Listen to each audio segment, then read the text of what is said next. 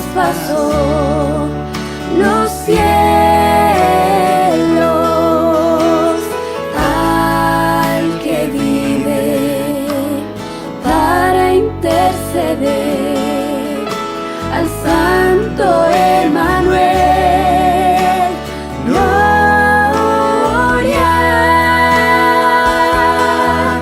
al solo soberano, Rey de reyes, Señor de señores, amor de los amores, cantar de los cantares, gloria al inefable don de Dios, al solo soberano, Rey de reyes, Señor de señores, amor de los amores, cantar de los cantares, gloria al inefable don de Dios, gloria al inefable don de Dios, gloria al inefable don de Dios.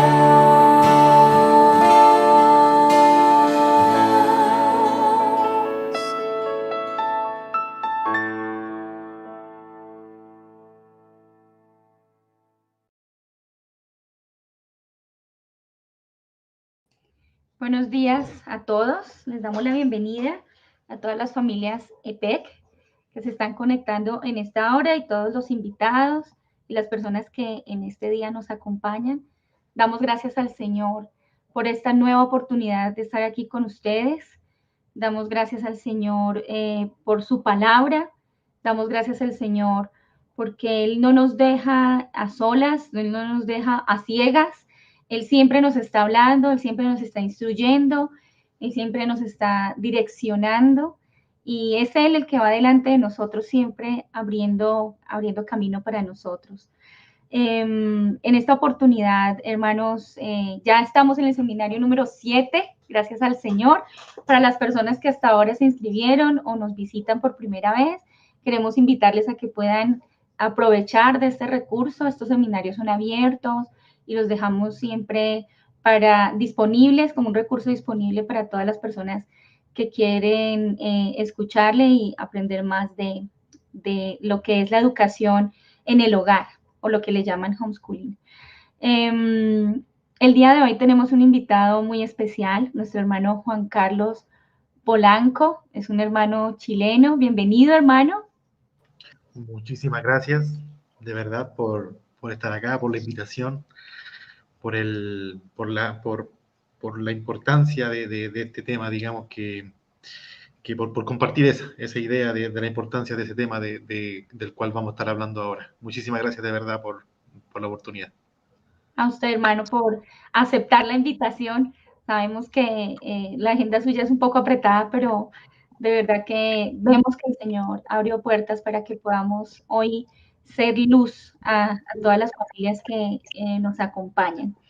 ¿Qué les puedo contar? Nuestro hermano Juan Carlos es cristiano, actualmente está viviendo en Colombia, es un hermano, como decía, chileno, pero que desde hace un año está viviendo en Colombia, 1 año y 3 meses, por causa de que se casó con una colombiana, una preciosa colombiana que sirve mucho también al Señor aquí.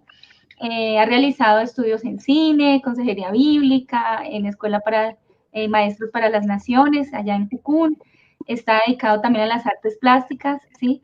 Pero especialmente nuestra invitación de hoy ha sido por todo el tema que viene desarrollando acerca de la batalla cultural, que hemos sentido la fuerte necesidad de poder hablar de estos asuntos a las familias que están despertando cada vez más, entendiendo el llamado del Señor a hacer su educación en casa y sobre todo viendo todo lo que está ocurriendo en este momento a nivel mundial, esta agenda globalista y todo lo que se nos viene, el cómo nosotros como cristianos, como creyentes y como padres podemos actuar frente a estos tiempos. Entonces, el hermano viene desarrollando ese especial interés por entender la cosmovisión cristiana de los tiempos que estamos viviendo y sabemos que le has dedicado bastante tiempo a estudios de investigación hacia el fundamento bíblico y filosófico e histórico.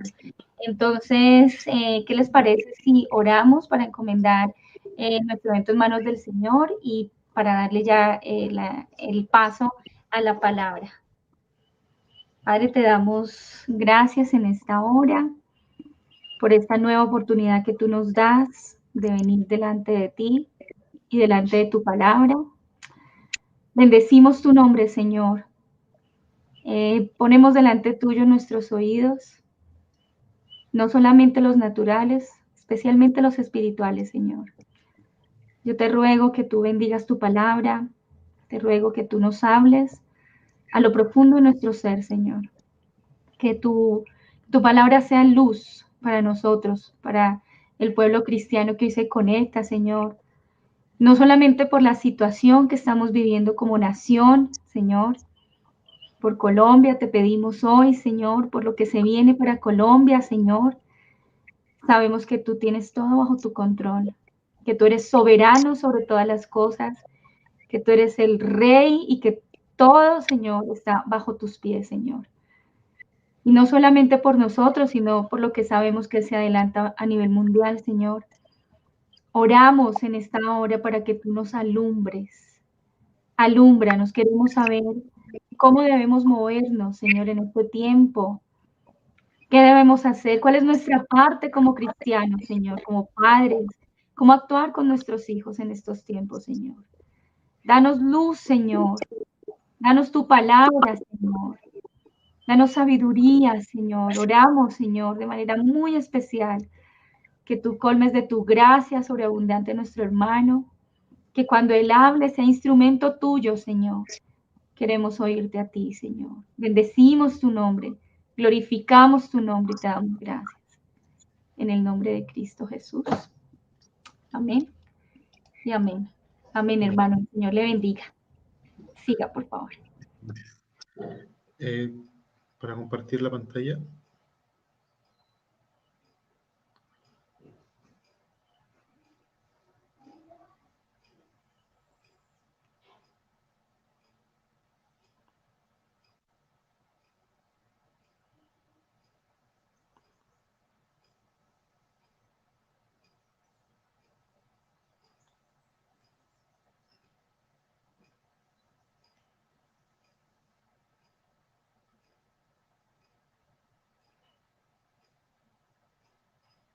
Bueno, ya estamos listos.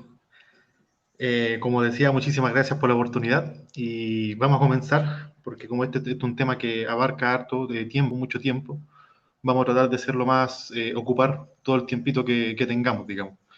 ¿Por qué yo creo que es importante esto para nosotros? Porque yo creo que es importante que el cristiano esté involucrado en esta batalla cultural, ¿cierto? Que nosotros estemos más que involucrados, estemos enfrente, con nuestra espada, que es la palabra, estemos dando esta batalla de ideas, esta batalla de cosmovisión.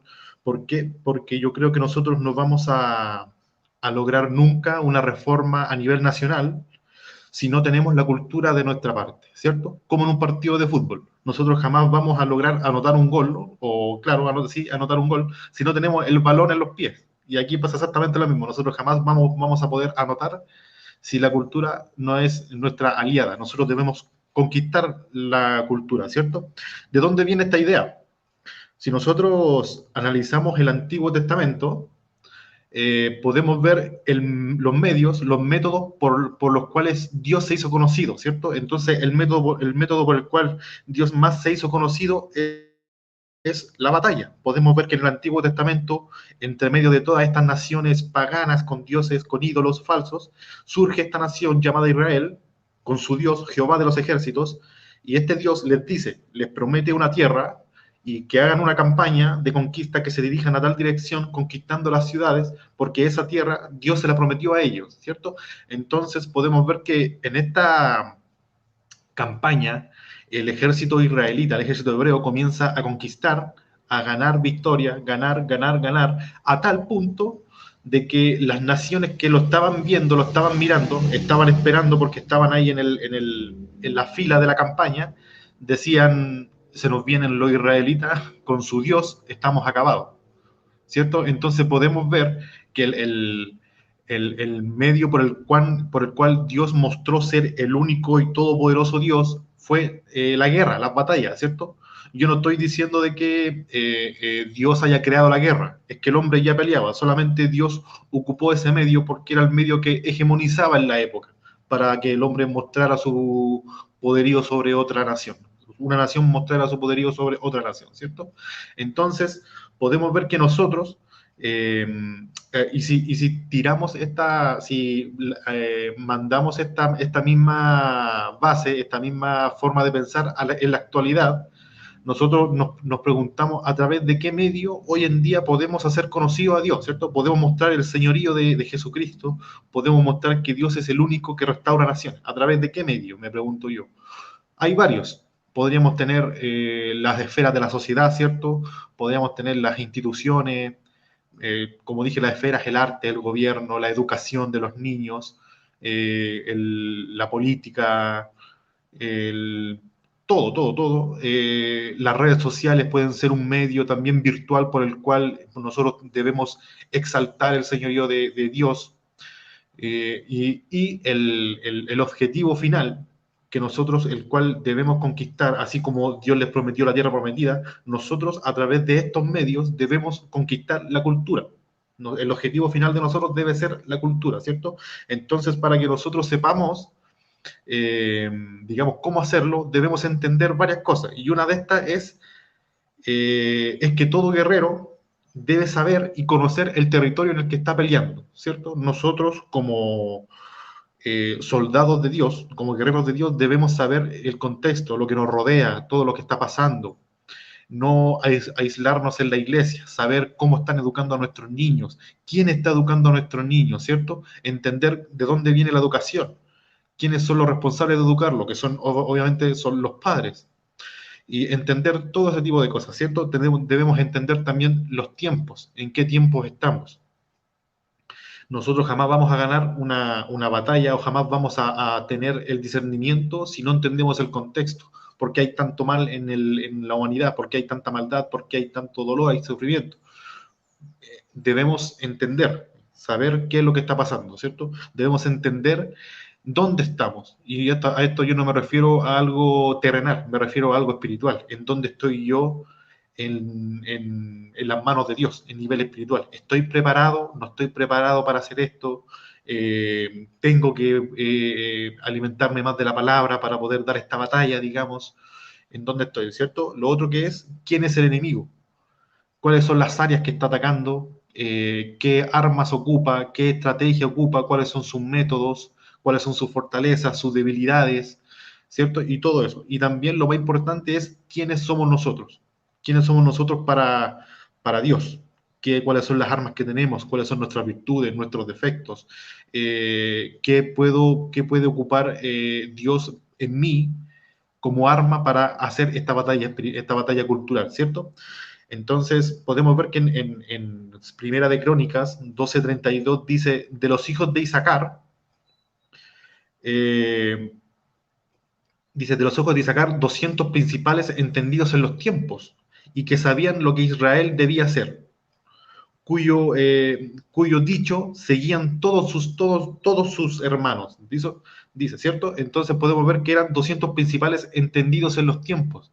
Ellos sabían qué era lo que estaba pasando en el contexto histórico de aquella época, por ende, sabían qué decisión tomar, sabían hacia dónde se tenían que dirigir, sabían hacia dónde no tenían que ir, y ellos, de cierta manera, podrían ser los legisladores que le dictaban al pueblo qué era lo que tenía que hacer, y el pueblo le hacía caso, porque eran personas que sabían lo que estaban haciendo, ¿cierto? Entonces, ese tipo de personas debemos ser nosotros, debemos ser personas que a través de ejemplos, a través de testimonios, mostremos a las personas que sabemos qué es lo que estamos haciendo, y a tal punto de que nuestro consejo sea lo suficientemente fuerte para que ellos lo sigan, sea lo suficientemente convincente, que ellos vean que lo que hacemos es de beneficio para la nación, ¿cierto?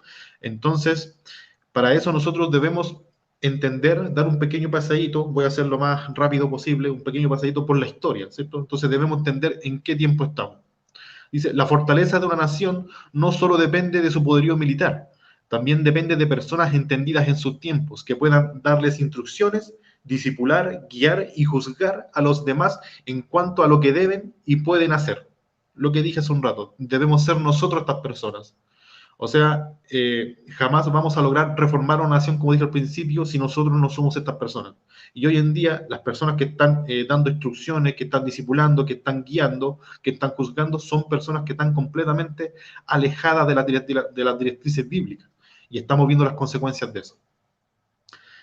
Vamos a dar un pequeño pasito por la historia, como dije hace un ratito, para que entendamos esto, por qué está pasando lo que está pasando y por qué nosotros debemos estar en esta batalla. ¿Por qué es importante saber la historia, saber de dónde vengo, para saber en dónde estoy parado y para saber hacia dónde quiero ir? ¿Por qué? Porque el que no conoce la historia está condenado a repetir el mismo error 2 veces, y nosotros tristemente lo repetimos más de 2 veces, como somos personas emocionales, somos personas que nos basamos en cierto modo a través de emociones, siempre estamos cometiendo los mismos errores pensando que esta vez no va a resultar como resultó la otra vez y resulta igual o peor. Entonces, debemos entender de historia para que no cometamos estos errores, ¿cierto? Y para esto nosotros debemos tener 2 ideas claras, o conceptos, como queramos decirlo, en este momento. La primera idea es un poco más histórica, que es la evolución de la izquierda. Voy a estar enfocándome en la izquierda, en el comunismo, cómo esta filosofía le ha hecho el daño que le ha hecho a la humanidad. Y una vez que entendamos esto, que entendamos qué es lo que están haciendo ellos, vamos a poder entender el segundo punto, que es la batalla cultural, en donde nosotros estamos parados, ¿cierto? Entonces, la evolución de la izquierda. Dice, el marxismo clásico se centraba en la idea de lucha de clases y que la historia era un progreso que dependía de este, ¿cierto? Cuando Marx escribe el Manifiesto Comunista, obviamente estaba en un contexto histórico que podríamos decir que lo justificaba. Él vio mucha explotación laboral, estamos hablando de plena revolución industrial, mucha explotación laboral, los ricos vivían como reyes, la gente trabajadora vivía en condiciones precarias. Entonces, él, a través de ese análisis, concluye históricamente de que el progreso de la humanidad depende de la lucha de clases, ¿cierto? Entonces él dice, de la monarquía pasamos al feudalismo, del feudalismo pasamos a la esclavitud, de la esclavitud pasamos a república, de república pasamos a democracia, y de democracia pasamos a el ideal de ellos, que es el socialismo, ¿cierto? Entonces, según Marx, ese era el progreso de la humanidad, una lucha constante de clases. Entonces, es una premisa obviamente errada. Después voy a decir por qué. Es una premisa completamente errada, pero Marx, a través de esa premisa, hace un análisis económico, hace un análisis filosófico, social, y a tal punto de que mucha gente comienza a creerle, ¿cierto? Porque a través de las emociones comienzan a manipular las cosas. ¿Qué pasa después? 2 rusos, podríamos hablar de Lenin y Trotsky, que son estos comunistas que estaban en la Revolución Rusa, vieron su contexto, que era muy parecido a lo que vivió, al contexto que vivió Marx. Vieron que había mucha explotación, había mucha hambre, la gente pobre vivía mal, la gente rica vivía como reyes. Entonces ellos agarran el Manifiesto Comunista y dicen, lo que está pasando acá está pasando, lo que pasa en este libro está pasando ahora. Por ende, nosotros debemos lograr ese objetivo que es el socialismo. Y comienzan a ocupar una estrategia. ¿Qué esta es la estrategia? Divide y vencerás, ¿cierto? Entonces, la táctica del líder revolucionario era dividir a la sociedad entre el opresor, la burguesía, y el oprimido, el proletariado. Entonces, ellos comienzan a fracturar, a dividir a la sociedad en facciones. Entonces, están los pobres buenos, el pueblo bueno y sabio, y está el opresor burgués, el villano, digamos. Entonces, ellos comienzan a separar y comienzan a hacer esta pequeña subversión ideológica, comienzan a decirle a la gente, tú estás mal porque te están explotando aquí y acá, y comienzan a separar, a hacer una brecha. ¿Y qué es lo que hacen ellos?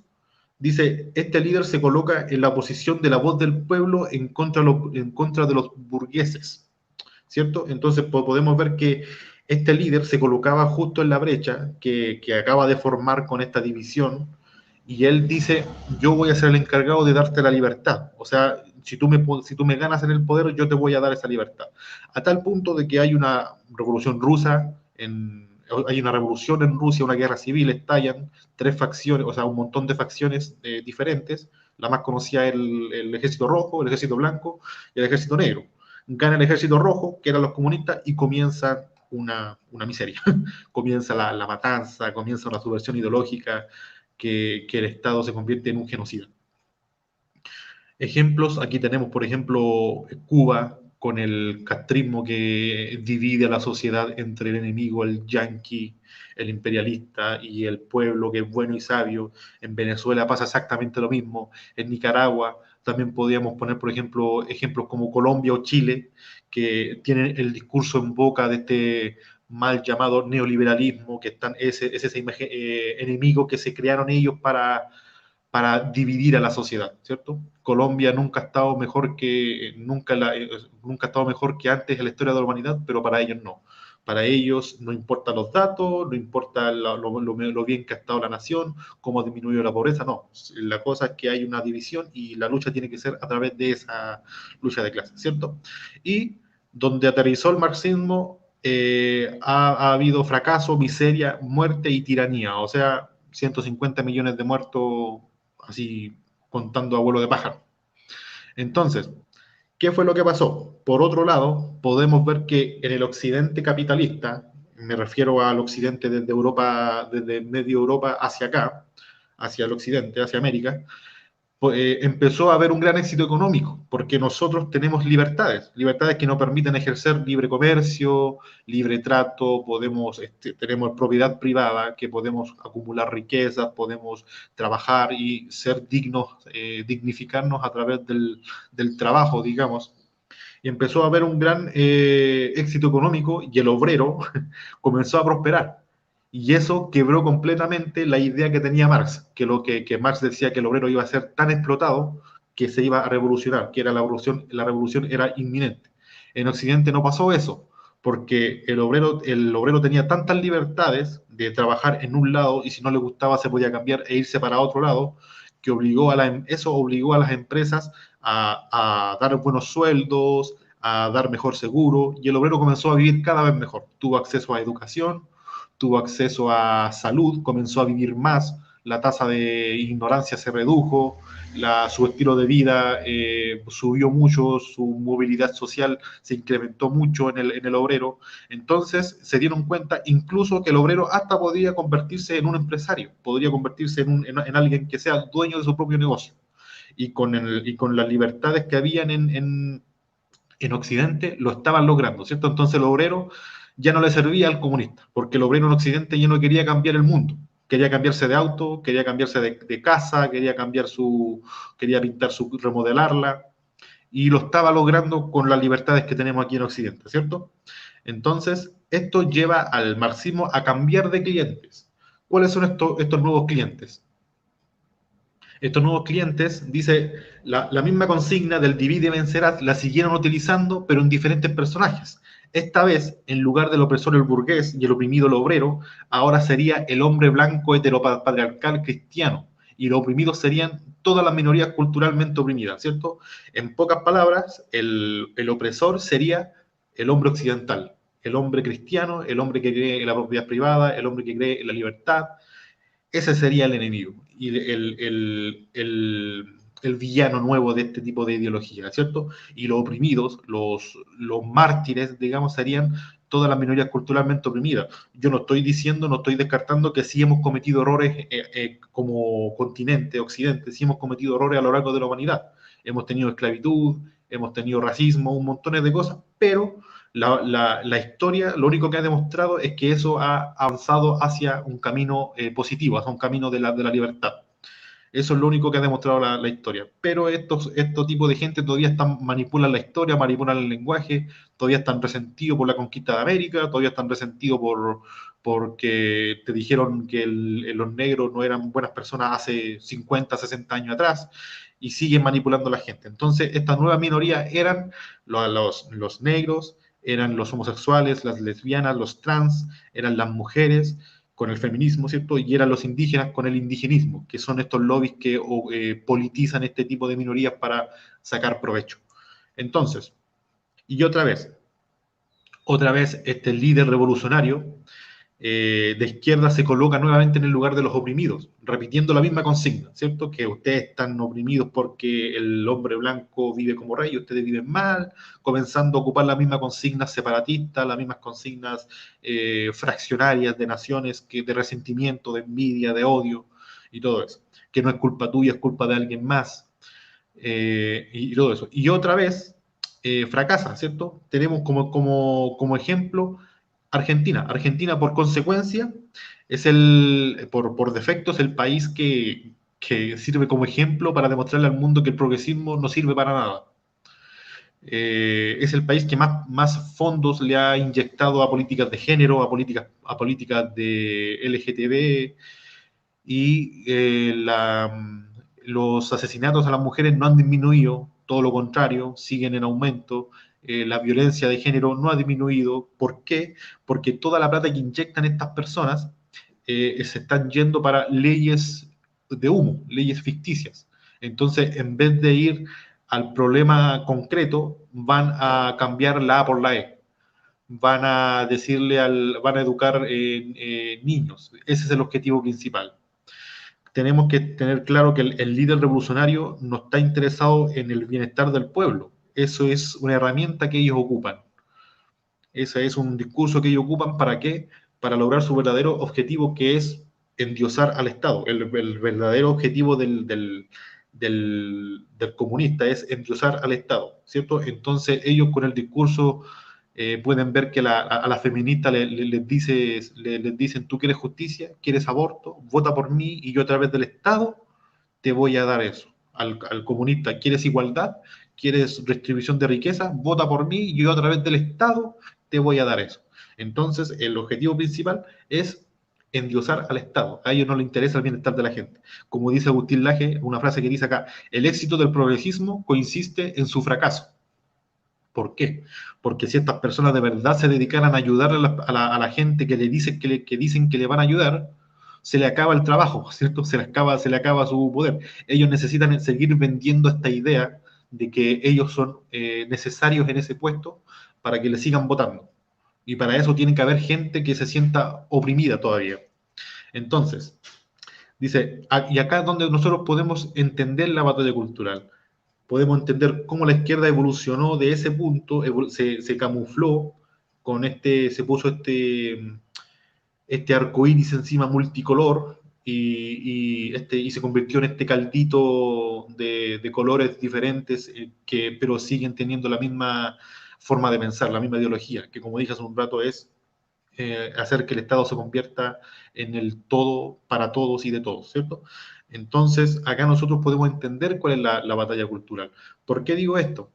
Porque el comunismo es una religión, cumple con los 3 estándares para ser llamado religión, ¿cierto? Origen, caída y redención. Nosotros como cristianos contamos con 3 estándares también. Origen, el origen de la creación, el origen de la creación del hombre, la caída, Adán y Eva, redención, Jesucristo, ¿cierto? Y el comunismo cumple con esas 3 también. Origen, podemos ver como este escritor Tomás Moro decía que el hombre primitivo era el bien ideal, ¿cierto? El feliz primitivo, que era este hombre que en un momento que no había propiedad privada, todos vivían felices de igual manera, no había matrimonio monógama, perdón, todos vivían iguales, se tenían relaciones con quienes querían, no había propiedad privada, no había envidia, no había resentimiento. Ese es el ideal, el origen del comunista. ¿Y cuál fue la caída?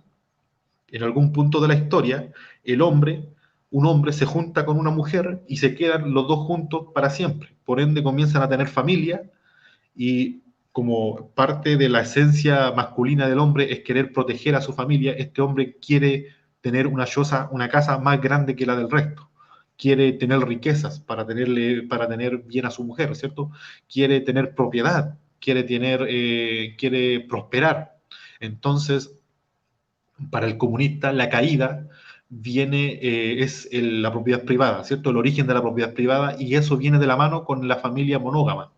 Entonces, la redención es volver al origen, ¿cierto? Y el Estado es el encargado de hacer eso. Es el encargado de volver a ese origen, a través de la fuerza. El Estado es el monopolio de la fuerza física, de la violencia física. Entonces, podemos ver que para comenzar esta subversión ideológica, comenzar esta planificación, comienzan a destruir los valores familiares. Podemos ver que Lenin, cuando llega al poder, después de la Revolución Rusa, lo primero que empieza es a destruir los valores de la familia tradicional, monógama y cristiana, ¿cierto? Podemos ver que la Unión Soviética es el primer país en legalizar el aborto en el mundo, es el primer país en hacerlo. ¿Por qué? Porque son consignas marxistas. Entonces, ellos comenzaron con un tipo de subversión ideológica, de trabajo cultural, en el cual se buscaba destruir a la familia, debilitarla, porque como se dieron cuenta que la familia era el último bastión, digamos, de seguridad, de resguardo ante el adoctrinamiento estatal. Entonces comenzaron a destruir esto. ¿A través de qué? De políticas hipersexualistas, a través de los niños, separar a los hijos de los padres, a separar a la mujer del marido a través del feminismo, a través de todo este tipo de ideologías. Pero ¿qué fue lo que pasó? Que Lenin hizo todo esto, pero después cuando Stalin estaba en el poder, lo pilla un golpe de realidad. ¿Y cuál era este golpe de realidad? La guerra, la Segunda Guerra Mundial. Entonces, cuando aparece la guerra, llega la guerra a Rusia, Stalin se da cuenta de que tiene un país completamente desmoralizado. No hay juventud, una juventud fuerte, no hay un amor a la patria, no hay familia fuerte, una tasa de natalidad baja por la cantidad de abortos que había. Entonces, ¿qué hizo Stalin? Todo lo contrario, comenzó a vender este tipo de consignas pro familia, familias fuertes. El hombre comunista ideal era aquel hombre trabajador, rudo, masculino. Comenzó a fortalecer la masculinidad, comenzó a fortalecer la tasa de nacimiento, que tengan muchos hijos, pero todo con un objetivo completamente desviado, que era la madre Rusia. Todo esto era por y para la madre Rusia. El eslogan de los comunistas de la Unión Soviética era: yo sirvo a la Unión Soviética. Ese era el fin por el cual estaban haciendo todo esto. No es que Stalin sea un provida y se haya dado cuenta que lo que estaba haciendo era mal. Simplemente se topó con esta realidad y se dio cuenta que una guerra no se podía ganar con un país desmoralizado. Por eso estaba haciendo eso, porque era un estadista nada más, ¿cierto? Sin embargo, el colapso de la Unión Soviética llega, pero ellos conservan este virus ideológico, digamos, que es el de dividir y vencer, ¿cierto? Entonces ellos se dieron cuenta que a Occidente no se le podía ganar, ¿cierto? Ataque a Occidente, dice. Sabían que a Occidente no se le podía ganar en una guerra armamentística, era muy poderoso, sobre todo con Estados Unidos al frente, con países como Inglaterra, como Francia, eran demasiado poderosos, no se le podía ganar armamentísticamente, pero se dieron cuenta cómo colapsar un país desde dentro con este virus ideológico. ¿Y qué fueron lo que comenzaron a hacer? Destruyendo los valores. Lo mismo que hizo Lenin en la Unión Soviética, ellos comenzaron a hacerlo a través de la cultura en Occidente, destruir los valores, y automáticamente se dieron cuenta que el país se iba desmoronando. Y esas son las consecuencias que estamos viendo ahora, ¿cierto? Entonces, él es Yuri Bezmenov, él fue un ex agente de la KGB. La KGB era el centro de inteligencia comunista soviético, y él desertó y se fue a los Estados Unidos. Obviamente los americanos le ofrecieron seguridad política, a cambio de información, yo creo, lo más seguro. Entonces, él dice, en una entrevista, dice, solo el 15% del dinero, del tiempo y de mano de obra de la KGB se dedicaba al espionaje como tal, o sea, lo que nosotros vemos en las películas. El otro 85% es un proceso lento, que nosotros llamamos subversión ideológica o medidas activas o guerra psicológica, lo que significa básicamente en cambiar la percepción de la realidad de todo americano. Basta una extensión tal que a pesar de la abundancia de información, nadie sea capaz de llegar a conclusiones sensibles en el interés de defenderse a sí mismos, a su familia, o a su comunidad, o a su país. Entonces podemos ver que este tipo de personas comenzaron culturalmente a confundir a las generaciones. Comenzaron a hacerlos dudar. ¿Vale la pena pelear por un país? ¿Vale la pena tener familia? ¿Por qué comenzaron a confundir a las personas a partir de eslogan, de arte, de cine, a partir de películas, de un montón de cosas, a desmoralizar a la sociedad? ¿Cierto? Entonces, como dice acá, no importa la cantidad de información que tengamos. Hoy en día nosotros, un joven de 20 años, tiene un celular en mano y con eso tiene un sinfín de información. Pero eso no basta, porque ya le han cambiado el chip, digamos, de su cabeza. Ya está completamente está completamente su ideal está conforme a su conveniencia, digamos. Perdón. Entonces, en vez de atacar con balas, atacaban con ideas, ¿cierto? ¿Cierto? Esta era la batalla cultural. Debían apoderarse de los medios culturales, la prensa, el entretenimiento, Hollywood, las artes, Disney. Podemos ver que Disney hoy en día es el principal promotor de este tipo de cosas. Las escuelas, las universidades y ya están los deportes, ¿cierto? Podemos ver cómo ahora en los deportes podemos ver cómo un hombre compite en la categoría de mujeres y es campeón mundial, obviamente porque un hombre tiene mucho más fuerza que una mujer. Podemos ver cómo este tipo de movimiento supremacista negro, que es Black Lives Matter, se mete en el deporte y los futbolistas se arrodillan y levantan el puño en honor a ese movimiento.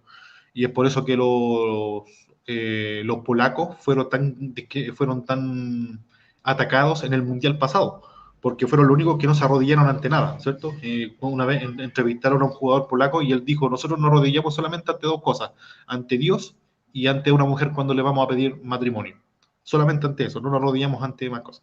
Y podemos ver eso, ¿cierto? Entonces podemos ver que esta mujer, Patrisse Cullors, ella es cofundadora de Black Lives Matter, ella lo confirma, ella dice, we are trained Marxists, nosotros somos marxistas entrenados. Y esta mujer no es del pueblo, esta mujer tiene una riqueza inmobiliaria valorada en más de 4 millones de dólares. Es una mujer de plata, que tiene mucho dinero, ¿cierto? Entonces podemos ver que las consignas de este tipo de movimientos como Black Lives Matter, como el feminismo, tienen algo en común que el puño hacia arriba, que es el del comunismo. O sea, todos apuntan hacia lo mismo, son todos lo mismo. Entonces, ¿cuál fue el error de los sectores conservadores y los sectores de derecha? Podemos decir nosotros los cristianos, la gente que está más para derecha, los conservadores, seculares, todo ese tipo de cosas. ¿Cuál fue el error que tuvo? Ellos ganaron la guerra, obviamente la Unión Soviética colapsó por su sistema económico, no se pudo sostener, y se preocuparon solamente de eso, que era una guerra economicista. La guerra ya no es economicista, ¿cierto? Entonces, dice, con la caída del muro de Berlín, creyeron que ya habían ganado la guerra y se centraron solo en lo económico y permitieron que esta nueva izquierda se filtrara en las cuestiones culturales. Es como que el niño no supo manejar la plata y el adulto se la quita y le dice, tú preocúpate, tú juega tranquilo, yo me preocupo de la plata, deja que los adultos se preocupen de la plata. Entonces, ¿qué comenzó a hacer este man? Comenzó a contar la plata y no se dio cuenta que el niño, mientras estaba desocupado, desordenó toda la casa. Ya era muy tarde cuando se dio cuenta. Nos preocupamos solamente de lo económico y dejamos lo atrás botado. A eso sumémosle que la iglesia se encerró en los templos, no ha habido una baja, digamos, en los evangelismos en las calles, o tenemos un mal concepto o no sabemos cómo llegar a la gente a través de atacar la cultura de las personas a través de la Biblia. Es algo que no es malintencionado, pero simplemente no tenemos las armas necesarias, ¿cierto? Entonces, ese fue un gran error, preocuparse solamente de lo económico. Porque hoy en día las escuelas, las universidades, Hollywood son centros de adoctrinamientos marxistas. Podemos ver claramente cómo están adoctrinando a las juventudes para su bien final. Entonces, la batalla es a largo plazo. ¿Por qué digo esto? Porque en un ataque inminente, en un ataque violento, repentino, nosotros nos ponemos a la defensiva de una, ¿cierto? Yo creo que los que están escuchando esto, si ven que unos soldados entran a su casa y dice o niegas a Dios o te mato, yo creo que en un momento de coraje ellos prefieren morir. Dice, no, mátenme porque yo no voy a negar a mi Dios, ¿cierto? O si estamos reunidos estamos todos en una reunión y cae una bomba, nosotros vamos a salir corriendo porque es un ataque repentino, ¿cierto? Pero esta vez no funciona así. Esta vez mientras nosotros estamos mientras tus hijos están mirando la tele, mientras tus hijos están en redes sociales, están en TikTok, están en la escuela, mientras los están educando, van cayendo bombas de ideas en la mente de estos niños. Y esto está haciendo que cambien la percepción de la realidad. Y nosotros no nos estamos dando cuenta de eso, ¿cierto? Entonces, por eso es una batalla cultural. Por eso es una batalla lenta, lo cual le hace más peligroso. Poco a poco, las percepciones de la realidad se van moldeando a lo que ellos buscan. Y lo están logrando. Podemos ver que hoy en día la juventud es ciegamente fanática de este tipo de ideologías. Lo que una generación tolera, la siguiente lo abraza. ¿Por qué digo esto? Porque si nosotros seguimos tolerando que se estén metiendo con nuestras libertades fundamentales, vamos directo hacia el abismo, ¿cierto? Está la historia de este escritor que escribió el Progreso del Peregrino, este hombre. Él fue encarcelado por predicar en la calle, pero él fue encarcelado por predicar en la calle sin permiso, ese era el detalle. Y hay muchos cristianos que hoy en día defienden eso. Ellos dicen, sí, no, tiene razón, tiene que pedir permiso, ¿por qué? Entonces, hay muchos cristianos que defienden ese tipo de cosas que nosotros, para que nosotros nos sometamos ante el gobierno para ese tipo de cosas, hasta para pedir permiso para salir a hablar o a evangelizar a la gente, ¿cierto? Entonces, si yo estoy parado en una posición y viene un soldado y me apunta con un fusil de frente, yo digo, no importa, me quedo tranquilo porque puedo correr por acá o puedo correr por este lado o puedo arrancar por atrás, ¿cierto? Pero si después veo que se me ganan por acá, me quedo tranquilo porque puedo correr para este otro lado o puedo correr para atrás. Pero se me gana otro soldado en el otro lado, no importa, todavía me queda un lugar haciendo corazón y después veo que hay un soldado atrás, no voy a tener hacia dónde correr. Entonces, eso es lo que están haciendo ellos, a través de leyes pequeñitas que nosotros no nos damos cuenta, nos están encadenando. Están permitiendo que nosotros estamos tolerando que ellos se metan con nuestras libertades y hoy en día la juventud creció con eso y están acostumbrados. Por ejemplo, hoy podemos ver cómo todas estas cosas, ideas y filosofías, hace 10 o 15 años atrás eran imposibles que penetraran en la sociedad. Y vemos que hoy son aceptadas y aplaudidas por esta nueva generación, ¿cierto? Yo creo que hace 15 o 20 años atrás que viniera una película de Disney con dos personajes homosexuales, yo creo que Colombia saca a patadas de Disney del país. No permite que ese tipo de cosas ingresen. Pero nos hemos quedado callados ante ese tipo de cosas, a tal punto de que hoy en día para un niño es normal ver eso en la tele. Es una batalla cultural y el objetivo no es físico, sino son las mentes de los jóvenes y los niños. Ese es el objetivo principal, las futuras generaciones. Los que controlan la economía controlan el presente, pero los que controlan la educación controlan el futuro, ¿cierto? Entonces, ¿qué tenemos que hacer con nuestros hijos? Rescatarlos de todo eso, cuidarlos de todo eso, ¿cierto? Entonces, dice, no os dejéis engañar, las malas compañías corrompen las buenas costumbres. Este es un versículo claro que dice ahí, 1 Corintios 15:33, y dice, con la mucha paciencia se persuade al príncipe, la lengua suave quebranta los huesos. Entonces podemos ver como estas pequeñas cositas sutiles que nosotros a veces encontramos hasta cómicas, no, ¿qué daño va a hacer eso? De poquito van cambiando la percepción de la realidad. Es un trabajo a largo plazo. Es un ataque a la familia. es obviamente un ataque a la familia, como dije al principio, ellos están buscando destruir los valores cristianos, y la familia es por naturaleza, por la institución primaria, ¿cierto? Está el individuo, está la familia, y de la familia se hacen sociedades sanas o sociedades corruptas, depende de la familia. Entonces, los promotores de esta idea, para poder cambiar la percepción de la realidad, atacan a los fundamentos de nuestra civilización. Es un ataque a la familia, ¿cierto? Según los marxistas, como dije hace un rato, el origen del capitalismo y la propiedad privada venían de la mano con la familia monogámica.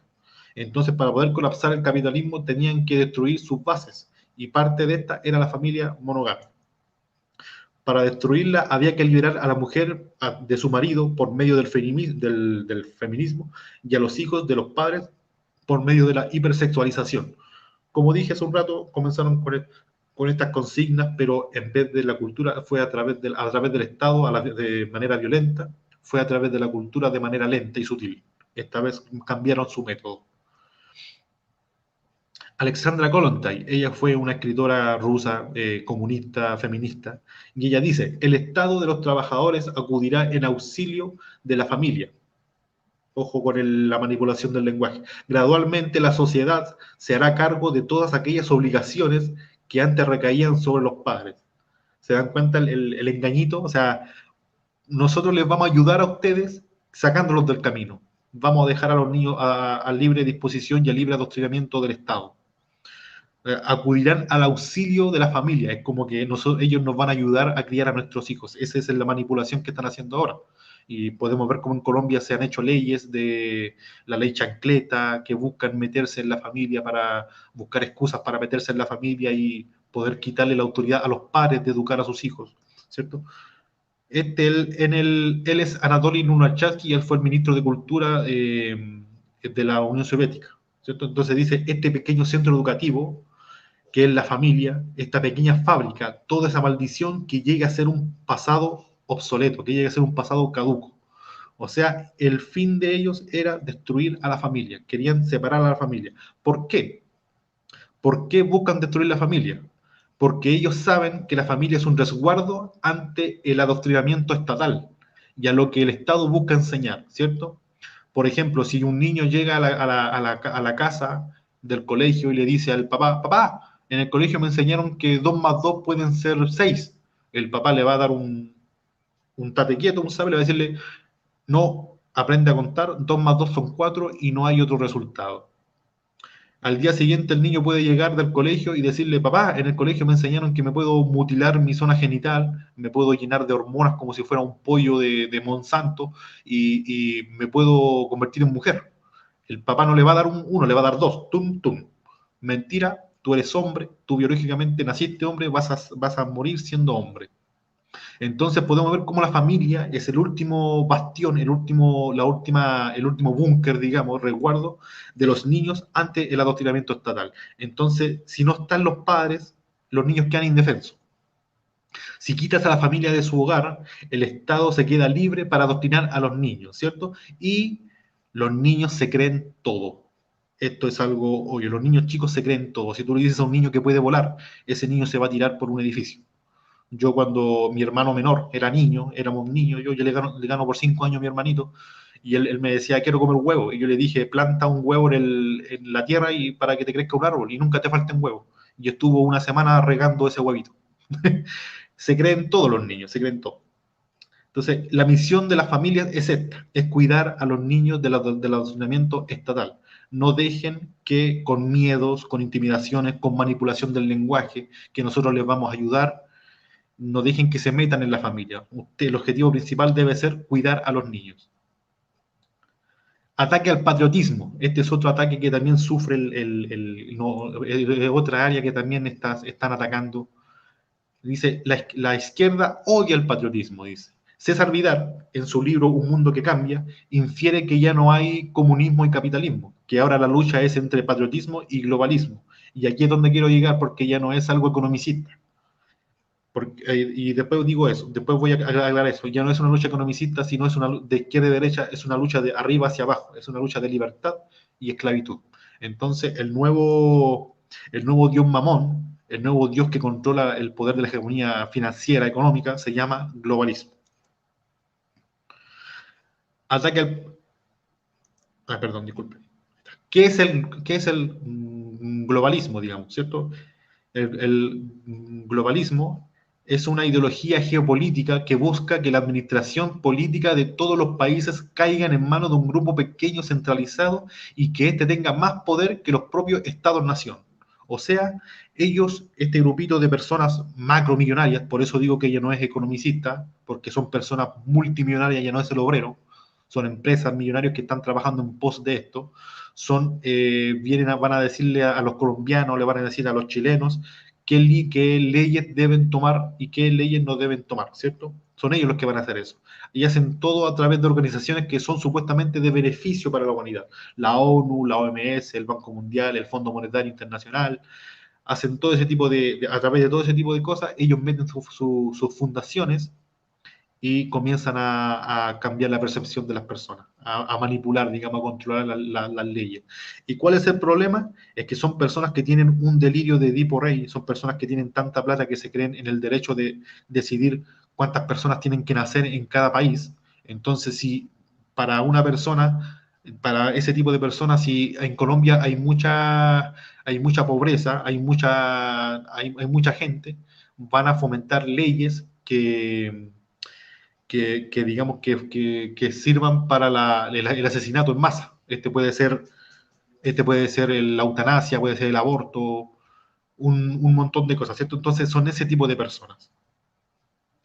Como dije hace un rato, no es una lucha economicista, ya que empresas multimillonarias están jugando en pos de esto, del globalismo. Podemos ver a Amazon, a Facebook, a Apple, a Google, a Disney ahora, a todo ese tipo de cosas. ¿Por qué no aceptar el globalismo? ¿Por qué no? Si una vez escuché a un cristiano, dije, a lo mejor son personas que saben lo que hacen, son personas que están acostumbradas a dirigir empresas, pueden fácilmente dirigir naciones, a lo mejor son personas que ya saben lo que hacen. ¿Por qué no? Porque son personas ineptas, son personas que no saben lo que hacen. La ONU, la OMS demostraron que en esta pandemia que no sirven para nada, y peor, son marionetas de China.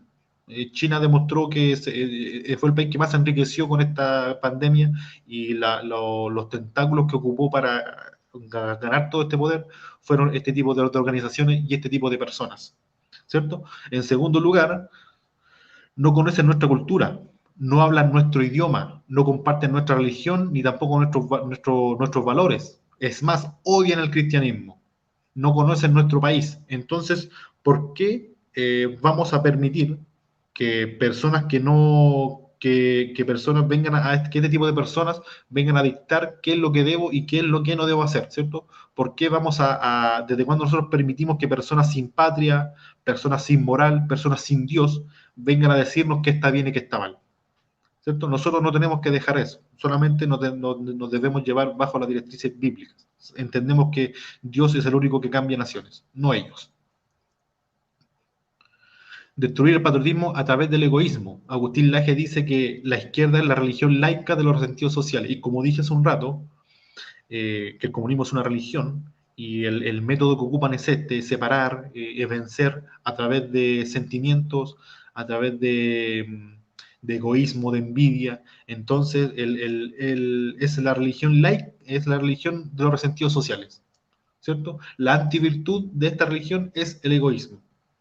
Dice C.S. Lewis en su libro Los Cuatro Amores, dice, así como la familia nos hace posible dar el primer paso más allá del amor egoísta, o sea, así como tener una familia me permite salir de mi amor y me permite entregarle amor a mi familia, el amor a la patria nos hace posible dar el primer paso más allá del amor a la familia. O sea, el amor que tengo por mi país, por mi patria, permite que yo le entregue ese amor tanto como el que le entrego a mi familia, se lo entregue también a mi patria, ¿cierto? Entonces, destruyen el amor a la patria, destruyen el amor a tu familia y tú te quedas completamente inofensivo. Esta es una frase que tiene Ron Paul.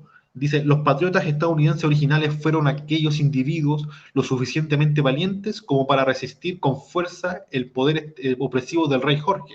El patriotismo está más estrechamente relacionado con la disidencia que con la conformidad y un deseo ciego de seguridad y protección.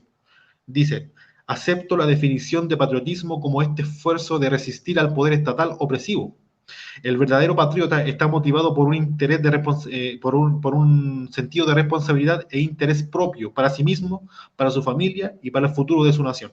Para resistir el abuso del poder del gobierno, rechazo la noción de que patriotismo significa obediencia al Estado. Entonces, podemos ver que para nosotros los cristianos, el patriotismo, obviamente es diferente que el nacionalismo. El nacionalismo odia a los demás, el patriotismo es amar a tu país.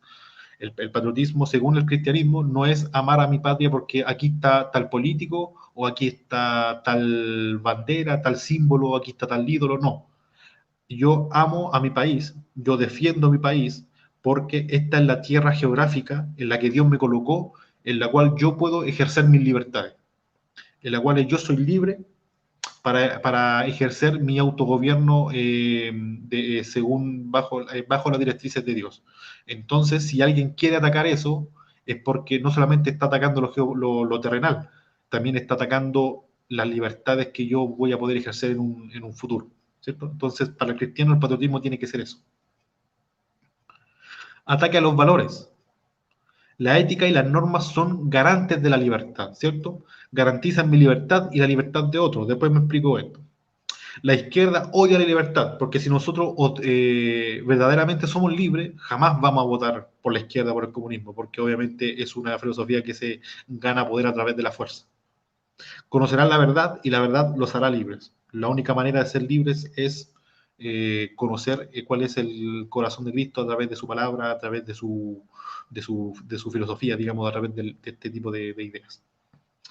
Por eso se quieren adueñar de toda institución educativa, sobre todo la familia, ya que esta es la principal promotora de valores y éticas a las futuras generaciones. Si leemos la Biblia, podemos ver que la relación entre conocimiento y libertad están más estrechamente relacionados también con la vida, ¿cierto? Podemos ver Oseas 4:6.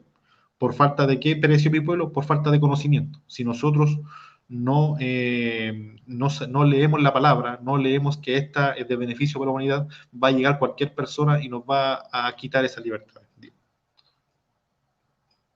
Si las leyes morales, nuestro libre albedrío se transforma en un peligro para la sociedad, y si lo único que elegimos es muerte y más muerte, tarde o temprano los individuos, en un acto de desesperación, terminan entregando su libertad a otro externo. Este puede ser un gobierno, un individuo, un falso dios, etc. Por ejemplo, yo soy libre de viajar de acá, desde Bucaramanga hasta Medellín, por ejemplo, en carro, ¿cierto? Tengo la libertad absoluta de hacerlo. Entonces puedo agarrar un carro e irme hacia allá. Pero para llegar sano y salvo tengo que someterme a las normas de tránsito. Porque si yo digo, si mi filosofía de libertinaje me dice yo soy libre de hacer lo que quiera, nadie me dice lo que hago, y me paso los semáforos rojos, me paso en contravía, no respeto las normas de tránsito, no solamente estoy colocando en riesgo mi vida, sino también estoy colocando en riesgo la vida de las demás personas. Entonces, cuando yo choque, en un caso de que haya un accidente y yo choque, yo voy a llegar a razonar y voy a decir, yo no soy digno de tener esta libertad, por favor, contrólenme. Papá Estado, ten mi libertad. Yo no soy digno de tenerla. Entonces, los valores son eso, son ese, digamos, ese nivel que nos acusa si lo que estamos haciendo está bien o está mal. Son esas leyes que digamos, ¿cierto? Entonces, ataca al cristianismo. Este también es un punto en el cual están atacando y es importantísimo también, ¿cierto? La izquierda sabe que su principal enemigo es el cristianismo. El éxito de Occidente fue porque se fundó en valores cristianos. Como dije al principio, Occidente surgió tanto porque sus valores eran fundados en la palabra de Dios. Su libertad era fundada en la palabra de Dios, la noción de justicia que tenían era fundada en la palabra de Dios, la noción de igualdad ante la ley, de todo. Entonces hizo que las naciones prosperaran. Por ende, el comunismo odia eso, odia ese tipo de cosas. Van a atacar a la iglesia y lo hemos visto que los jóvenes hoy en día están quemando iglesias, tirándole piedras, odian la religión, no saben por qué, pero la odian. Para colapsar un edificio, la manera más eficaz es destruir sus fundamentos, y esto es lo que está sucediendo en Occidente. Cada vez más vemos que hay jóvenes en Estados Unidos, jóvenes en Colombia que odian a su patria, encuentran todo malo, no saben por qué, pero hay un sentido de resentimiento, de querer causarle daño a otros a través de la violencia. Entonces, eso es lo que pasa, ¿cierto? Las naciones se olvidan de sus valores cristianos y las consecuencias las estamos viendo. Históricamente el cristianismo ha sido el mayor frente y freno contra el avance del comunismo y otras tiranías, ¿cierto? Podemos ver la triada anticomunista del siglo XX. Ronald Reagan, protestante, Margaret Thatcher, anglicana, y el Papa Juan Pablo II, católico. Eran personas, todos con sus virtudes, con sus defectos, no eran dioses, eran seres humanos, al igual que todos nosotros, pero tenían algo en común, que eran creyentes de Dios y lograron frenar el comunismo en Occidente. El comunismo es una religión y su becerro de oro es el Estado, como lo vengo diciendo desde el principio. La batalla no está perdida. ¿Por qué digo esto? Porque sé que lo que he dicho hasta el momento puede ser como pesimista, como derrotista. Entonces, yo no quiero que tengan este sentimiento de que, ya todo está perdido. No. Bueno, será. No, quiero que lo que yo acabo de enseñar, lo que yo he estado enseñando, sirva para que el cristiano aterrice sus pies, vea en dónde está parado, vea en dónde está siendo atacado y se ponga en guardia, ¿cierto? Entonces, en esta segunda parte yo voy a empezar a nombrar cómo nosotros los cristianos debemos luchar esta batalla. La batalla no está perdida, ¿cierto? Entonces, hay una frase que dice J.K. Chesterton, dice, a cada generación lo salva un pequeño puñado de hombres que tienen el coraje de ser inactuales. ¿De qué lado quiere estar? ¿Quiere estar de ese lado que yo dije recién? No, ya, perdimos, ya, vayámonos a la casita, acostémonos y esperemos a que el Señor venga, porque ya está todo perdido. ¿O quieren ser de aquellos que dicen, ya sé lo que está pasando, ahora voy a dar el paso, ahora voy a darle esta batalla, voy a buscar las armas para poder defenderme? ¿De qué lado quieres estar? ¿Cierto? Ellos podrán tener todo, ellos pueden tener la plata, pueden tener los gobiernos, pueden tener la ONU, pueden tener todo, pero nosotros tenemos a Dios, tenemos la verdad, tenemos la luz, y eso es más que suficiente. Uno con Dios es mayoría. Esta frase me encanta, John Knox, ¿cierto? Entonces ahora, en estos minutitos que me quedan, voy a tratar de enseñarles cómo nosotros los cristianos debemos de aprender a luchar en esta batalla cultural. Ya tenemos claro en dónde estamos parados, tenemos claro qué es lo que está haciendo el enemigo.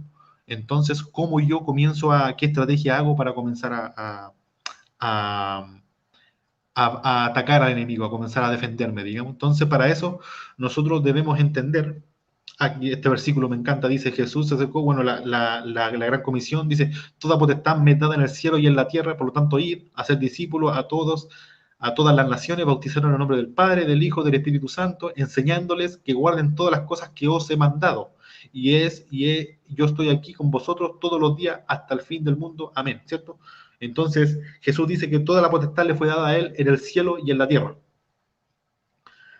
Y yo me imagino esta parte de la historia, de este versículo, en la escena, que Jesús se va y los discípulos se quedan mirando y ven que está el Imperio Romano, ven que están los que supuestamente que están con ellos, que son los fariseos, están también persiguiéndolo, ven que están rodeados por todos lados y fácilmente ellos pudieron haber dicho, no, el mundo ya está acabado, perdimos, ¿no?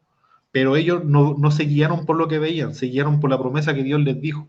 Y Dios les dijo que toda potestad le fue dada en el cielo y en la tierra. Entonces, lo que hicieron fue, prediquemos, comencemos a predicar, démosle. Y comenzaron a darle, a tal punto de convertir un imperio entero al cristianismo. A ese punto. O sea, esas son las armas que tenemos nosotros. Por eso digo, podemos ver que está todo mal, podemos ver que el enemigo se está apoderando cada vez más de terreno aquí y acá, pero si nosotros sabemos quién es nuestro Dios, si nosotros entendemos cuáles son las armas que tiene nuestro Dios, vamos a cambiar este mundo. Lo tenemos que hacerlo, ¿cierto? Entonces, para partir de esta premisa, la batalla desde la Comisión Cristiana, quiero que partamos a través de la premisa, porque esta va a ser el punto por el cual nosotros nos vamos a defender, que es la fe absoluta de que el único que cambia naciones es Dios. Esa es la premisa que yo quiero que tengan, porque ese va a ser nuestra arma. Entonces, la cosmovisión es la manera que nosotros vemos el mundo, ¿cierto? Cosmovisión, la visión del cosmos, la visión, cómo nosotros vemos. Todo el mundo tiene una cosmovisión, desde el más radical hasta el más conservador, desde el más ignorante hasta el más culto, todos tenemos una cosmovisión, ¿cierto? El problema con la cosmovisión cristiana es que hoy en día se ha vuelto algo individual, o sea, que cuando salimos de la iglesia dejamos nuestro cristianismo metido en la iglesia, ¿cierto? Y cuando nos vamos para otras áreas para otras esferas de la sociedad, adoptamos unas filosofías que ya están instauradas en esa esfera, dejando a Dios de lado, dejando nuestra mejor arma de lado. Una abeja aquí. Entonces, nosotros tenemos ese problema, y eso ha permitido que el mundo vea el cristianismo como una religión más. Entonces vienen y te dicen, sí, está bien, tu cristianismo está bien, bonito, si te hace bien para tu vida personal, está bien, pero no vengas a meterlo en el deporte, no vengas a meterlo en la política, no vengas a meterlo en la educación. Y nosotros hemos permitido eso, porque hemos tenido un cristianismo de búnker, nos hemos encerrado en nuestra iglesia, no hemos llevado a Dios a la otra esfera de la sociedad. Nos sometemos a sus reglas, ¿cierto? Dice, ¿desde cuándo dejamos que los ateos pongan las reglas del juego? ¿Desde cuándo nosotros estamos haciendo eso? ¿Desde cuándo yo voy para una radio, para un canal de televisión o algo, y me dicen, mira, está bien, eres cristiano todo, pero aquí no se habla de Dios? ¿Desde cuándo está esa ley? ¿Quién puso esa ley? ¿Cierto? Dejamos que el sistema actúe conforme a otras filosofías seculares que al final se caen. Como dije hace un rato, por ejemplo, el que tiene visión política y es cristiano, sale de su iglesia para irse a la política, pero deja su cristianismo metido en la iglesia y adopta, por ejemplo, conservadurismo secular, o adopta liberalismo, o se va a algún partido de derecha, o se puede irse hasta el socialismo, ¿cierto? Entonces dejamos nuestra mejor arma de lado, como dije hace un rato. La regla de oro, dice, es excelente cuando nos ponemos la camiseta del cristiano para nuestra vida individual, en nuestra casa, nuestra vida, para nuestra vida, nuestra iglesia. Pero cuando vamos al campo académico, político, económico, deportivo, cultural, debemos seguir con la misma camiseta puesta. Esa es la única manera como nosotros vamos a ganar esta batalla cultural, saliendo del búnker. Cultivar la tierra. ¿Es bíblico? Obviamente es bíblico, ¿cierto? Nosotros podemos ver en el primer mandato cultural de Génesis 1:28 que Dios manda a fructificarse, a multiplicarse a Dios, al hombre, lo manda a enseñorearse de la tierra. Entonces podemos ver que el mandato es ese, el mandato cultural, el primer mandato de Dios al hombre es ese. Y después en Génesis 2:15 dice, lábrala y cuídala, ¿cierto? Cultiva la tierra, lábrala y cuídala, expándete y todo ese tipo de cosas. Entonces la cultura tiene relación con cultivar, y nosotros debemos cultivar la tierra. Cultura y cultivar tienen el mismo fin, la misma palabra griega, que en su significado significa dedicarse con esmero, o sea, esforzarse por lograrlo, para lograr ese objetivo. Entonces nosotros debemos esforzarnos por cultivar la tierra, y no es solamente agrícola. ¿Es algo meramente agrícola? No, es algo también espiritual. Nosotros debemos cultivar la tierra a nivel espiritual. La palabra dice que nosotros somos sal de este mundo. La sal en esa época servía para que las carnes no se pudrieran, para conservar animales muertos, cuestiones de cosas. Nosotros somos aquello que mantiene este mundo vivo. Nosotros somos la sal de este mundo. Entonces, dice acá, la cultura es lo que los seres humanos hacen del mundo, en ambos sentidos. La cultura es las cosas que hacemos. Dios da un mundo lleno de fibras y hacemos ropa. Dios da un mundo lleno de madera y hacemos instrumentos. Dios nos habla y nosotros hacemos idiomas.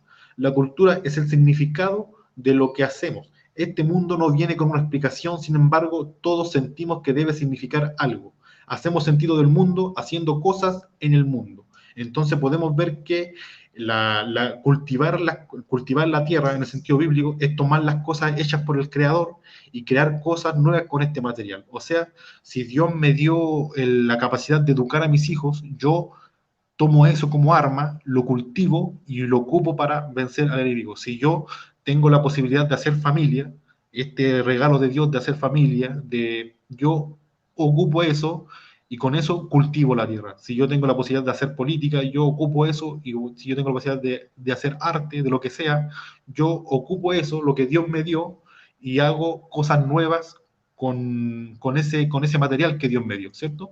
Entonces, podemos ver que el pecado no eliminó el mandato cultural, simplemente lo hizo más difícil. El hecho de que Adán y Eva hayan pecado no significa que el mandato cultural se haya acabado, simplemente lo complicaron más, ¿no? ¿Cierto? Entonces, eso también puede puede quedar con Noé, cuando Dios hace el pacto con Noé y le dice, fructifícate y en la tierra, también le dice lo mismo. O sea, él le vuelve a recalcar el mandato cultural. Entonces, aunque lo más importante es el Evangelio, debemos recordar que Jesús no nos mandó a salir de este mundo, ¿cierto? Juan 17, 14, 15. No te pide que lo saques de este mundo, sino que lo cuides del mal. Nosotros, si pensamos que creer que debemos aislarnos de este mundo, no es algo bíblico. Debemos influenciar y ser parte de este mundo, ¿cierto? Toda cosmovisión se basa en la fe. Los cristianos tenemos una presuposición que se basa en el Dios Trino, pero la presuposición de ellos también tiene un punto inicial, autoexistente que se acepta por fe. ¿Cuál es la cosmovisión? ¿Cuál es la cosmovisión que es completamente coherente? La nuestra, obviamente. A lo largo de la historia hemos demostrado que el cristianismo es la cosmovisión que sirve para hacer prosperar todo tipo de áreas. No todas las cosmovisiones están 100% erradas. Romanos 1, 19, 21, la revelación general. En palabras más, palabras menos, este versículo te habla de que nosotros somos como somos a imagen y semejanza de Dios. Tarde o temprano Dios nos muestra un pequeño indicio de la verdad, aunque no nos conozcamos, aunque no conozcamos de esa verdad absoluta. El problema es que como no conocemos que esta verdad viene de Dios, colocamos esa pequeña verdad en otra filosofía que es pagana completamente. Si son cristianos, no tienen por qué creer que todas las demás religiones están simples y totalmente equivocadas. Si son cristianos, son libres de pensar que todas las religiones, incluso las más extrañas, contienen un indicio de verdad. Pero naturalmente,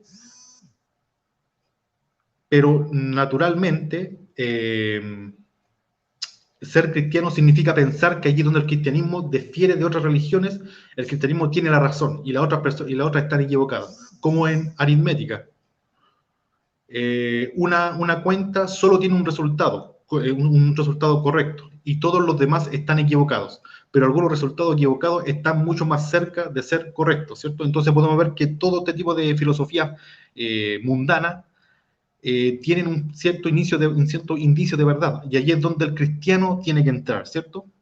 Entonces, ganar la batalla cultural no significa que yo deba humillar y derrotar al enemigo.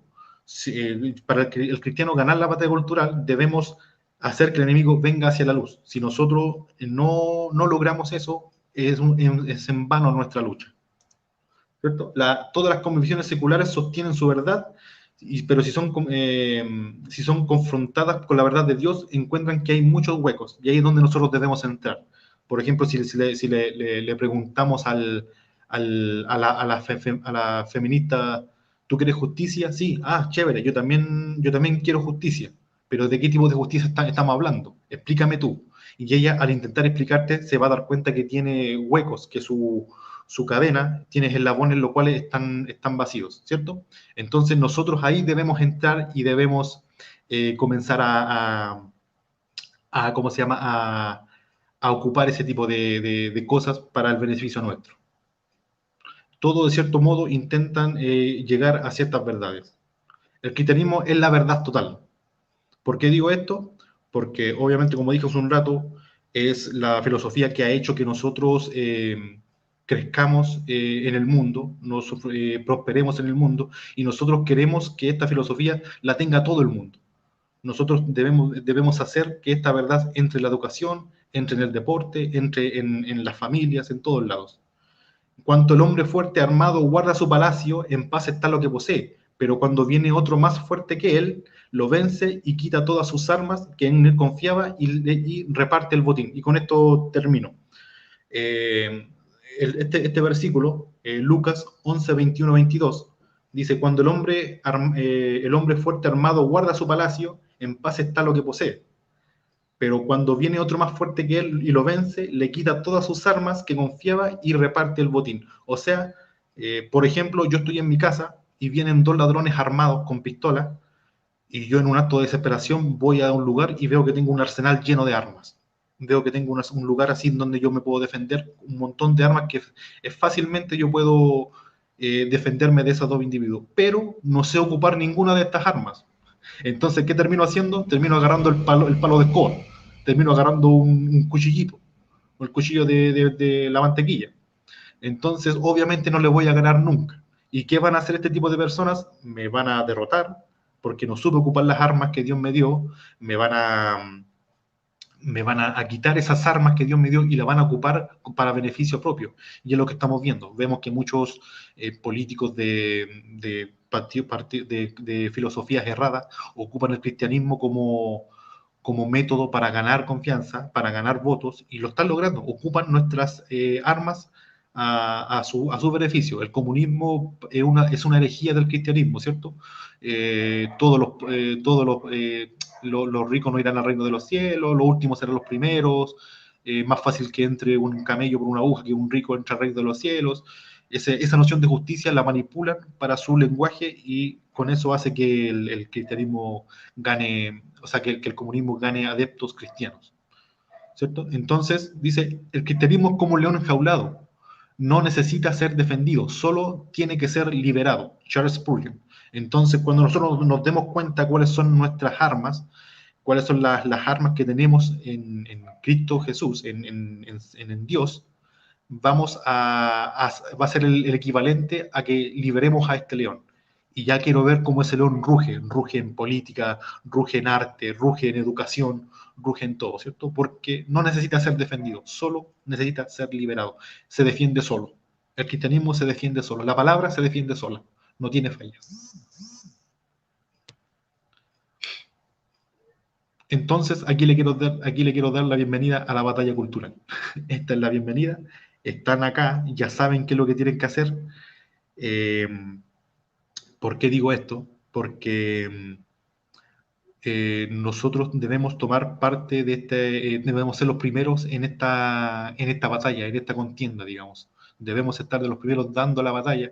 Charles Spurgeon, el mismo que puso la frase del león, dice que la palabra, la enseñanza, aprender la palabra es el acero del cristiano, es la espada del cristiano. Y nosotros, a través de esas armas, tenemos que pelear esta batalla cultural.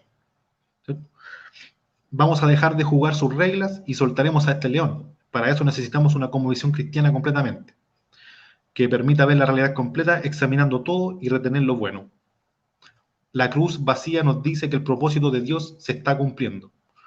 Por esto lo digo, ¿por qué? Porque una generación que intenta convertir niños en niñas, que intenta meter a hombres compitiendo con mujeres, está condenada al fracaso.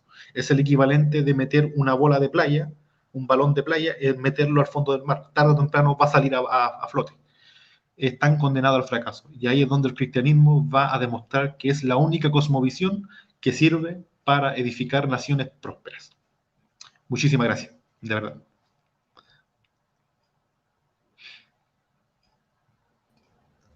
Amén, hermano, muchas gracias. De verdad que cualquiera se preguntaría, ¿pero qué tiene que ver esto con una escuela de educación cristiana? Pero como aprendimos hoy, tiene que ver todo con nosotros. Aprovechamos este momento para contarles que la Escuela Cristiana para Padres que Educan en el Hogar abrió sus inscripciones el 1 de junio y estarán abiertas hasta el 1 de julio o antes si completamos nuestros cupos son limitados. Pueden escribirnos a ese número 304-635-7856. Voy a dejarles con un video corto. Hermano, no se mueva porque ahorita sigue la sesión de preguntas y un mensaje final que tenemos para ustedes en este día. Entonces, voy a dejarles con el video y continuamos. Muchas gracias, hermano Juan.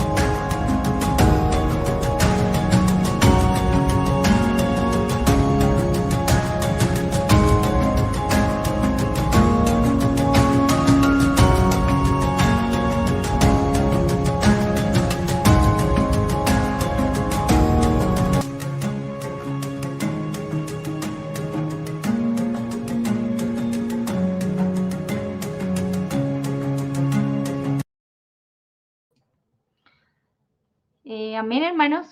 Entonces, como vimos, la escuela se divide internamente en 3 trimestres. En la primera parte es enseñar cómo es la filosofía de educación cristiana, verdaderamente cristiana. Posteriormente, entonces, bueno, durante ese primer trimestre vemos cuáles son los principios, que entre esas está el de individualidad, autogobierno, carácter, conciencia, ¿sí? Tenemos ejercicios metodológicos para poder interpretar la palabra, etc. En el segundo trimestre ya vamos a ver todo lo que es el gobierno dentro del hogar. Uno de los pilares fuertes en que nosotros trabajamos es en la formación del carácter cristiano en el pueblo de Dios y en sus hijos. Como decías tu hermano, muchas de las cosas que nosotros hemos venido escuchando, hemos venido abrazando y hemos venido adoptando como si fuera la verdad, y hemos venido sin querer desplazando las verdades de la palabra del Señor en nuestras vidas. Por eso es que la sociedad ha ido mudando de pensamiento, y cosas que antes estaba resistiendo, hoy las abraza como la verdad. Entonces, nuestra intención con la escuela es poderles dar las herramientas suficientes. Yo sé que hay muchos padres de familia que nos escuchan hoy que dicen, ok, yo ya siento el llamado de parte del Señor en hacer educación en casa, pero no sé cómo. Algunos ya empezaron, trajeron el colegio a la casa, compraron su libro Santillana y siguen con la misma filosofía del mundo, repitiéndola en casa, porque no tienen todavía un entendimiento claro acerca de lo que es la cosmovisión cristiana, la verdadera filosofía de educación cristiana, y cómo funciona esto dentro del hogar y en la educación. Otros dicen, no, para mí es terrible hacer cómo planear una lección, no sé cómo hacer un currículo. Bueno, ante todos esos desafíos se encuentra la escuela cristiana para padres que educan en el hogar, en donde nosotros vamos a ayudar primero a entender la filosofía verdadera de educación cristiana, dónde está Cristo en todo esto de la educación, y también cómo planear un currículo, cómo planeo una lección, cómo debo llevar el registro, cómo preparar, bueno, todo este trabajo. Para eso estamos nosotros aquí. Entonces vamos a continuar con nuestro seminario, no sin antes decirles que las inscripciones están abiertas. Escríbanos al número telefónico que apareció ahora en pantalla, y vamos a seguir con la sesión de preguntas. Gise, bienvenida. Un abrazo para ti, hermana. Muchas gracias, muy buenos días para todos. Muy contenta, muy feliz, tomando datos, tomando muchísimos datos por aquí, tomando notitas de toda la enseñanza. Me llamó mucho la atención que entre las frases que dijiste que toda cosmovisión se basa en la fe, pero la cristiandad ha demostrado ser la cosmovisión que genera prosperidad y libertad. Interesantísimo eso, ¿no? Y con base en eso, y con base en el video que acabamos de ver, cómo la escuela se convierte en una herramienta que puede ser usada justamente para eso, ¿no? Para saber qué hacer ante toda esta batalla cultural. Quiero hacerte una pregunta. La primera pregunta es, ¿qué hacemos como padres si nuestros hijos ya han sido permeados por estas ideas? Ya han estado expuestos a estas ideas, ya su cabeza está llena de estas ideas. ¿Qué podemos hacer nosotros como padres para contrarrestar esto? Es complicado porque obviamente se conocen casos de padres que quieren, mi esposa como trabaja en esto de educación, los padres se dan cuenta, pero se dan cuenta cuando el niño ya tiene 12 años, tiene 13 años y ya está con una envoltura completamente errada, con una filosofía ya prescrita desde su educación en los colegios. Entonces, es algo de mucha fe, mucha oración, que Dios le traiga entendimiento al niño, demostrarle que ese tipo de educación es mejor a través de ejemplos, a través de acciones concretas. Nosotros como cristianos debemos elegir cosas concretas ante las cosas abstractas. Por ende, no debemos amar esta noción de educación como nos han enseñado, ¿cierto? Nosotros debemos hacer una escuela para nuestros hijos y educarlos conforme a nuestras enseñanzas. Yo creo que es importante bajar al niño al nivel racional y que él diga, te desafío, te animo a tomar este tipo de educación y ver cómo mejora tu rendimiento, ver cómo mejora tus ganas de estudiar. porque sí lo hace. Este tipo de educación hace que el niño se enamore de aprender, él solo voluntariamente tenga libros para leer, aprenda más y más cada día. ¿Por qué? Porque la educación es el regalo que nos dio a nosotros para poder llegar a ser ilustres, ¿cierto? Entonces, hoy en día los colegios para la educación para los niños les han metido que es un castigo. Entonces yo me acuerdo cuando yo era niño, llegaba al colegio, llevaba de la escuela todo triste. Dije, ¿por qué estás triste? Ah, tengo tarea. Tengo que hacer tarea. Y ahí me iba todo cacaño, o sea, todo pesado a hacer mi tarea. ¿Por qué? Porque yo quería estar afuera, quería estar disfrutando, quería estar jugando con mis amigos, pero para mí era una prisión esto, que me estaba prisionando. Entonces, el objetivo principal es hacerle entender eso al niño, que la educación es algo, una virtud, es un derecho, algo que nos beneficia completamente y que él se enamore de eso. Obviamente con mucha oración, que el niño tenga una revelación, pero como digo, a través de ejemplos concretos. Educar bien al niño, mostrarle, puede ser, por ejemplo, otro ejemplo de un niño que se haya educado con homeschool y decirle, mira cómo él piensa, mira cómo él actúa, mira cómo va su vida, no quieres llegar a ser como él, te animo a que seas como él. Entonces, hacer que el niño solo comience a buscar de esto y que esperar que la gracia de Dios actúe en él. Sí, gracias, muchas gracias. Entender que la educación es la herramienta, ¿no? La herramienta que podemos utilizar para llevarnos siempre a Cristo, siempre a la verdad. ¿Cómo se está luchando esta batalla cultural dentro de la iglesia? ¿Y qué podemos hacer al respecto desde la familia? Porque en la iglesia se está viviendo esta batalla. Claro, como dije hace un rato, la iglesia está completamente desenchufada de este tipo de lucha espiritual. Hay un sentimiento platónico que es completamente antibíblico, que es la dualidad entre lo terrenal y lo mundano, ¿cierto? Entonces, el cristiano hoy en día, sobre todo el cristiano evangélico, dice, yo no soy parte de este mundo, por ende lo que pasa en este mundo no me afecta. Eso es completamente antibíblico, es un pensamiento romántico, platónico, que no tiene ningún fin y es perjudicial y ha permitido que el enemigo agarre todo este tipo de medios, de áreas, y nos deje a nosotros en un rinconcito, en un cuadradito ahí atorado, sin que tengamos derecho a hacer ni a decir nada, porque ya hemos perdido ese territorio. Tenemos que tener claro que el enemigo no nos quita los territorios. Él no tiene el derecho. Si yo no dejo que él nos quite los territorios, si yo no dejo que él me quite terreno, no lo va a hacerlo nunca. Lo que hace el enemigo es tomar aquellos terrenos que nosotros hemos dejado botados. Y nosotros tenemos ese falso concepto de que la iglesia es puerta adentro y lo que pase para afuera ya es parte del mundo.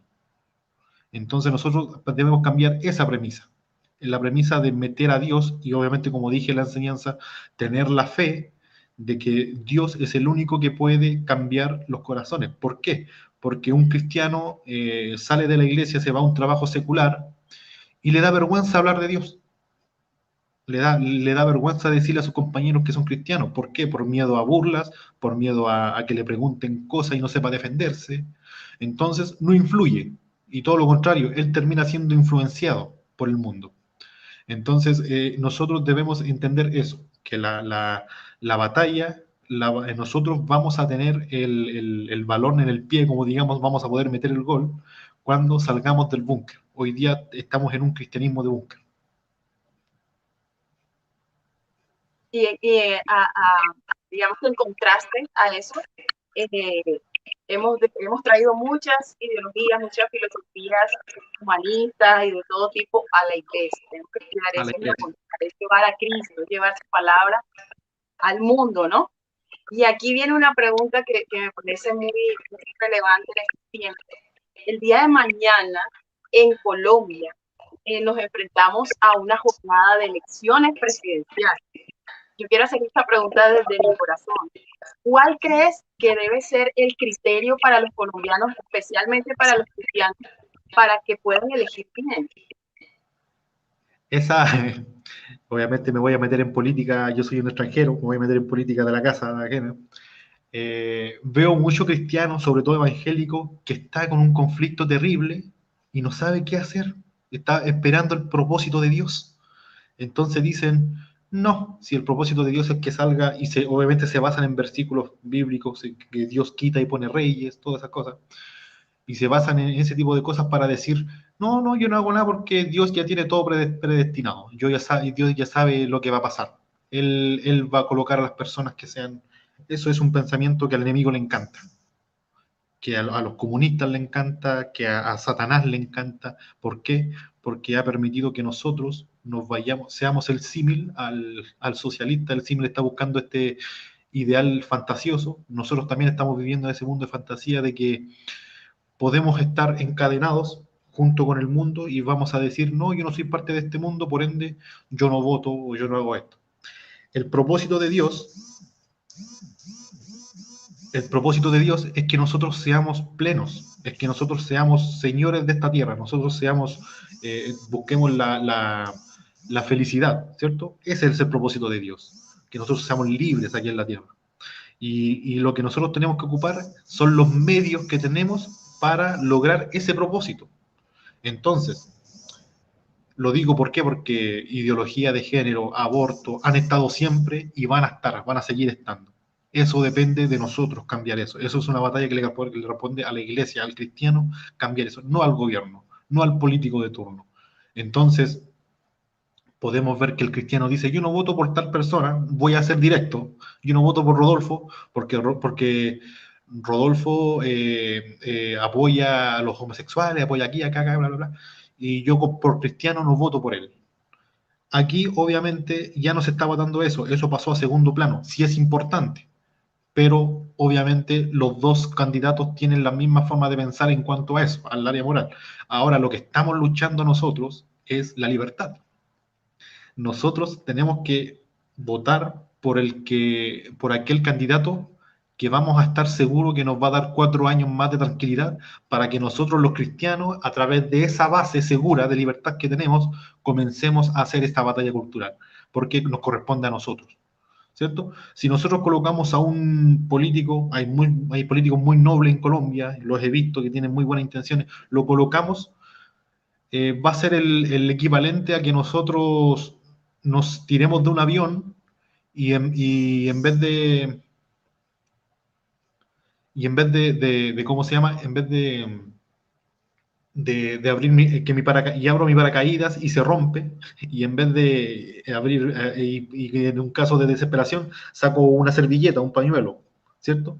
Los políticos hoy en día están haciendo eso, están dando la batalla legal, y lo están haciendo de verdad, sirven de harto, pero sirven para sacar los frutos podridos, digamos, ¿cierto? Entonces podemos tener un político que está sacando frutos podridos, aborto, eutanasia, ideología de género, las saca frutos podridos, pero si me están saliendo frutos podridos en cada momento, el problema no es el fruto, el problema es el árbol que está dando mal fruto, ¿cierto?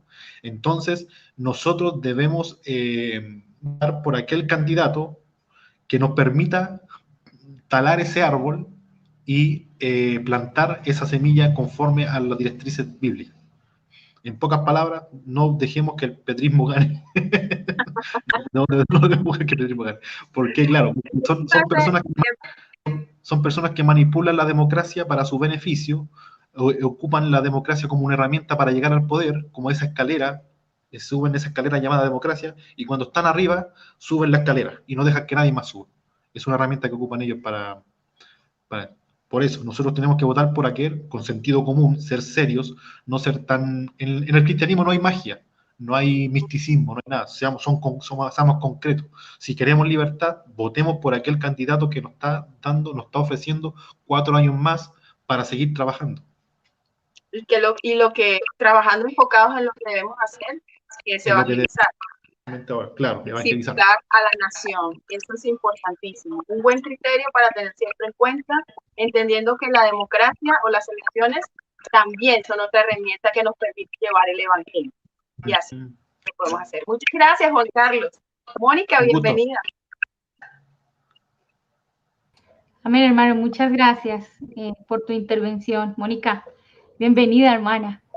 Y muchas gracias a todos por los que están a esta hora acompañándonos en nuestro seminario número 7. Ya casi estamos terminando. Quiero despedirme no sin antes decirles que tenemos que estar en oración. Nuestra nación necesita ahora más que nunca que los cristianos, que somos los que oramos, estemos intercediendo delante del Señor por lo que viene para nosotros como nación. Un abrazo para todos, hermanos Juan Carlos. Muchas gracias. Mónica, sigue. Muchas gracias, hermano. Bueno, muchas gracias.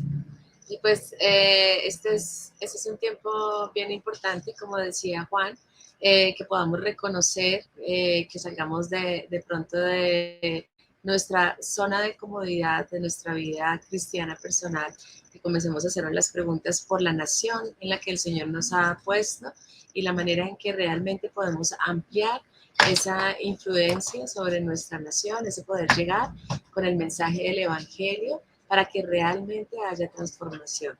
Nosotros sabemos, lo vimos en la palabra, lo pudimos ver en el libro de Hechos, la manera en que ellos a través del mensaje del Evangelio lograron trastornar, cambiar la nación, el lugar en el que vivían, que en ese momento pues estábamos hablando que nada más y nada menos que el Imperio Romano.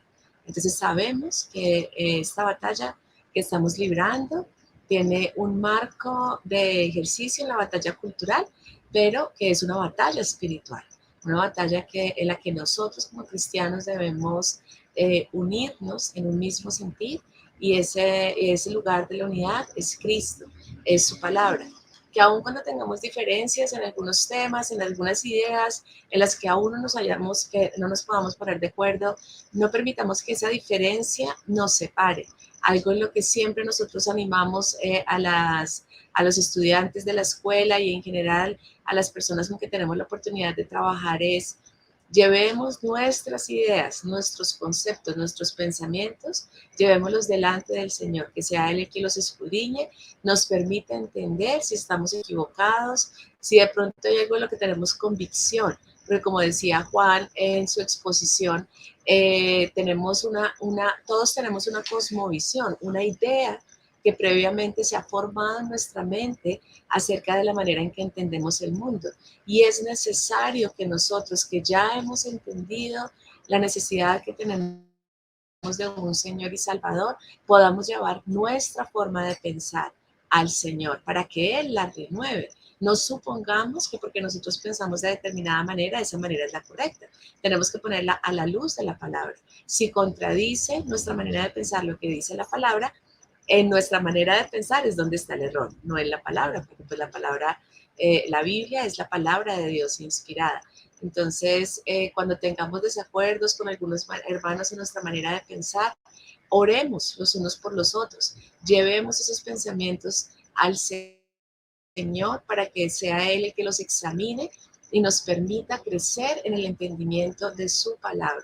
No nos llenemos de argumentos para defendernos, sino dejemos que sea realmente el Señor el que haga esa obra. Dispongámonos a que sea el Espíritu Santo el que haga esa obra de restauración del entendimiento y estemos siempre preparados para poder dar defensa de lo que estamos, del entendimiento que tenemos, y que estemos seguros que lo que estamos entendiendo es a la luz de la palabra. Con las explicaciones que nos dio Juan hoy, creo que logramos entender como muchas de las formas de pensar que para nosotros en este momento son obvias o son acertadas o las vemos como así debería ser, que el Estado haga esto, que sea el que se encargue del beneficio de proveer de los servicios de educación o de proveer de los servicios de salud, que porque así lo aprendimos desde que éramos pequeños y hoy nos parece que es como obvio que así fuera. Con esto que aprendimos hoy podemos ver de dónde vienen esas ideas, y cuando vamos a la luz de la palabra nos damos cuenta que esa no es labor del gobierno civil. La labor del gobierno civil es diferente, y por eso mismo nosotros como creyentes debemos entonces ponernos en nuestro lugar de pensar cuál es entonces el aporte que tenemos que hacer en cuanto a la educación, si no es del gobierno, si no es responsabilidad del gobierno civil, sino de nosotros como familias. ¿Cuál es la responsabilidad que tenemos? Si la atención de los pobres no es responsabilidad del gobierno civil, nosotros como iglesia, ¿cuál es la responsabilidad que tenemos? Y por eso es importante ese ejercicio que hemos hecho hoy de revisar la historia que hoy iniciamos en mostrar algunas cosas, pero que para los que lo están escuchando por primera vez, se vuelve una tarea de seguir profundizando en esto, que sigamos avanzando en el entendimiento de por qué pensamos de la manera que pensamos y que esto lo expongamos a la luz de la palabra, para que sí mismo podamos ayudar a otros, en especial a los jóvenes que llevan su vida entendiendo, teniendo una comprensión del mundo que los está alejando de la manera de pensar bíblicamente. Entonces, no tengamos temor de presentar la escritura, de poder entender lo que dice la palabra y comenzar a aplicarlo en cosas prácticas en nuestra vida en el día de hoy, porque la palabra está escrita para que nosotros hoy podamos entender lo que debemos hacer. Por eso cuando Juan leía este pasaje que decía que le encanta en Mateo, finalmente lo que el Señor nos está diciendo al final de sus palabras es: yo estaré con ustedes. Y ese estar con nosotros no solamente es en espíritu, sino también es a través de su palabra, y esta palabra que nos edifica y que nos da el conocimiento que necesitamos. Por eso la aprendemos a razonar, por eso aprendemos a hacer la parte de nuestro pensamiento que sea la base de lo que pensamos. Entonces, ánimo, demos esta batalla con fe, sabiendo que no es algo temporal que vamos a hacer únicamente en estos pocos días, sino que vamos a continuar haciéndolo a lo largo del tiempo, que el Señor nos permita estar en el lugar en el que Él nos ha puesto para que su nombre sea glorificado, para que su nombre sea conocido y nosotros nos mantengamos trabajando mientras Él viene. Muchas gracias por haber estado en este evento, en este seminario, que realmente lo pensamos y lo logramos desarrollar para que tuvieran ustedes herramientas válidas como padres que les sirvan para seguir ese trabajo del discipulado de sus hijos. Amén, hermana Mónica, amén. Amén por tus palabras y por todo lo que el Señor nos habló hoy. Hermanos, muchas gracias por estar con nosotros una vez más. El Señor les bendiga y les ayude y les dirija en todo. Un abrazo para todos. La paz del Señor, hermanos. Bendiciones.